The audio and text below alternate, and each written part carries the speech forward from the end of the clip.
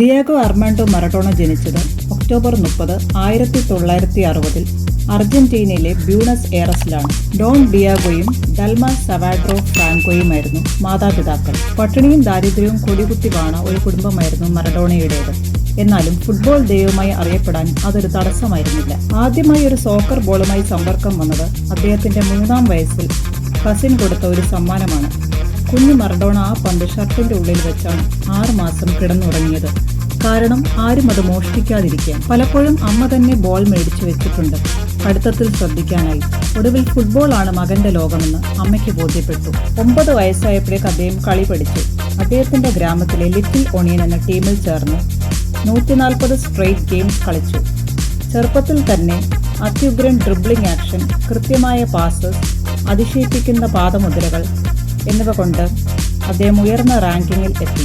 Football കളിയിൽ അദ്ദേഹത്തിനെ വേർതിരിച്ചു നിർത്തുന്നത് ചുഴലിക്കാറ്റ് പോലെ ആഞ്ഞടിക്കുമ്പോഴും അദ്ദേഹം ഒരിക്കലും ഫൗൾ ചെയ്യാറില്ല. എന്നാൽ എതിരാളികൾ ഫൗൾ ചെയ്യാൻ വരുമ്പോൾ അദ്ദേഹം അതിശയകരമാം വിധം ഒഴിഞ്ഞു മാറുകയും ചെയ്യും. 1986 അർജന്റീനയുടെ നായകനായി സാക്ഷാൽ ഡിയാഗോ മറഡോണ. ക്വാർട്ടർ ഫൈനൽ മത്സരം അർജന്റീന വേഴ്സസ് ഇംഗ്ലണ്ട്. അദ്ദേഹം അടിച്ച ആദ്യ ഗോളിനെ ലോകം ദൈവത്തിന്റെ കൈകളെന്ന് വിശേഷിപ്പിച്ചു. രണ്ടാമത്തെ ഗോൾ നൂറ്റാണ്ടിന്റെ ഗോളെന്ന വിശേഷണവും നേടി. മത്സരത്തിൽ അർജന്റീനയ്ക്ക് 2-1 വിജയം. പിന്നീട് ഫൈനലിൽ പശ്ചിമ ജർമ്മനിയെ 3-2 തോൽപ്പിച്ച് മികച്ച കളിക്കാരൻ എന്ന പദവിയും അദ്ദേഹം സ്വന്തമാക്കി.